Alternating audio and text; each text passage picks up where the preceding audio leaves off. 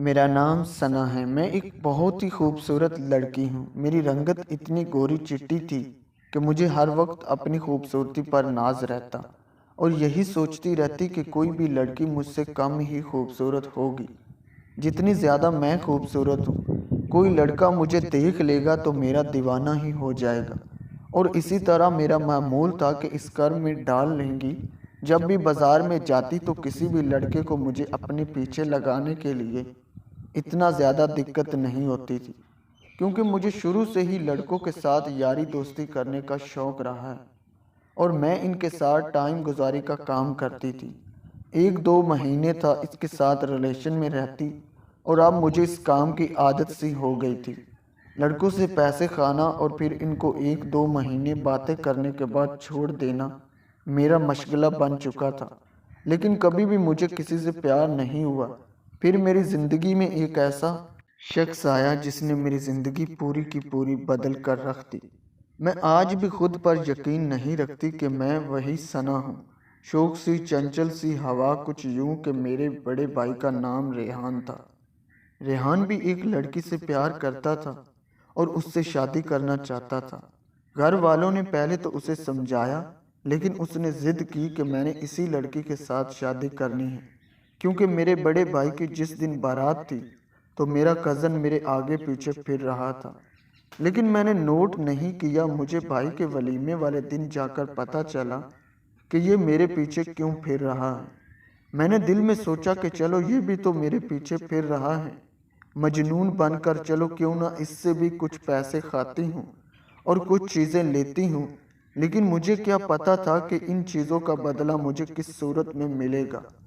तो वो मेरा कज़न लेकिन बहुत ही ज़्यादा तेज़ सा। इसने मेरे बारे में मोहल्ले के लोगों से बातें सुनी हुई थी, इसलिए मुझे थोड़ा बहुत जानता था। वो जानता था कि मैं इसे बेवकूफ़ बनाकर इससे पैसे अथियाऊंगी। एक दिन वो कहने लगा कि सना चलो आओ मूवी देखने चलते हैं। मैंने उससे कहा कि मैं इससे पूछ कर तुम्हें बताती हूँ।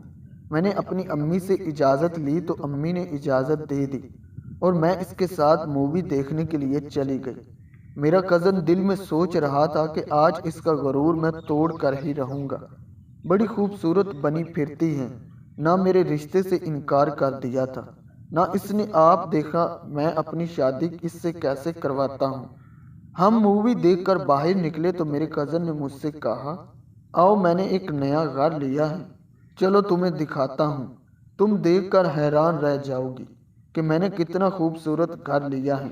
मैं भी हैरान रह गई कि इसने घर कहाँ से लिया है, ये तो इतना कमाता भी नहीं है। मैंने दिल में सोचा कि चलो जाकर देख लेती हूँ, देखने में क्या हर्ज है। बस यही मेरी सबसे बड़ी गलती थी। लेकिन मैंने तो इसे अपना कज़न मानती थी, इस पर एतबार करती थी, इसलिए इस पर एतबार करके इसके साथ चली गई। वो जिस घर में मुझे लेकर गया वो बहुत ही खूबसूरत घर था, शायद इसके दोस्त का था। हम वहाँ पर गए, उसने मुझे एक बेडरूम में बिठाया और कहा तुम बैठो, मैं तुम्हारे लिए कुछ खाने के लिए लेकर आता हूँ। मैं भी भोली भाली बनकर बैठ गई। 15 मिनट गुजरे तो वो कमरे में आया, कुछ खाने की चीज़ें भी थी इसके हाथ में और आते ही इसने कमरे की कुंडी लगा दी। मेरा दिल ज़ोर ज़ोर से धड़कने लगा। मैंने इससे कहा कि कामरान तुमने कुंडी क्यों लगा दी है, प्लीज़ मुझे जाने दो, मुझे नहीं रहना यहाँ, मैं जा रही हूँ। घर तुम घर कैसे जा सकती हो, मैंने तो कुंडी लगा दी है और अब ये कुंडी जब तक तुम मेरी ख्वाहिश पूरी नहीं करोगी तब तक नहीं खुलेगी। देखो कामरान, मेरी अम्मी ने तुम पर भरोसा करके मुझे तुम्हारे साथ भेजा है और तुम ये क्या गलत कर रहे हो मेरे साथ। कामरान कहने लगा, तुमने मेरे रिश्ते के लिए इनकार क्यों किया था? मैं तुम्हें दिलो जान से चाहता हूँ, मैं तुझे अपना बनाना चाहता हूँ, लेकिन तुमने मेरे सारे ख्वाब तोड़ने में तुम्हारे साथ अपनी सारी ज़िंदगी गुजारना चाहता हूँ, लेकिन तुमने सब कुछ ख़त्म कर दिया। अब एक बार पूछ रहा हूँ, शादी करोगी मुझसे कि नहीं? दोबारा नहीं पूछूंगा। मैंने फिर इसको ना कह दी कि नहीं नहीं, मैं तुमसे शादी नहीं करूँगी। तुम्हारी इतनी घटिया सोच, मैं तुमसे कभी शादी नहीं कर सकती। तो कामरान कहने लगा, पहले तो हमने इज्जत के साथ तुम्हारे घर रिश्ता भेजा था, तब तो मेरी एक घटिया सोच नहीं थी, लेकिन तुमने मुझे खुद मजबूर किया ये हरकत करने पे।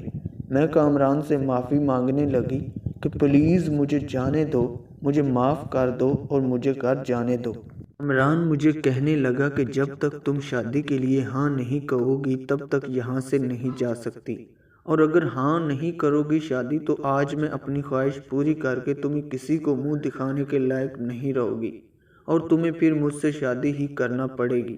دھیرے دھیرے کامران پھر میری طرف بڑھنے لگا اور اس نے مجھے اپنی باہوں میں دبوچ لیا۔ میں بہت ہی چین کی چلائی لیکن میری مدد کو کوئی نہیں آیا اور اس نے وہ سب کچھ کر ڈالا جس کا مجھے ڈر تھا۔ پھر اس نے مجھے گھر اتارا اور وہ اپنے گھر چلا گیا۔ میں کچھ دن تو صدمے میں رہی اور پھر ایک دن میں نے اپنی امی سے کہا کہ آپ کامران کی امی سے بات کریں، میں اور میری شادی کامران سے ہی کر دیں۔ میری امی بڑی حیران ہوئی کہ پہلے تو تم کامران سے شادی کے لیے مانتی نہیں تھی اور اب خود ہی شادی کا کہہ دیا ہے۔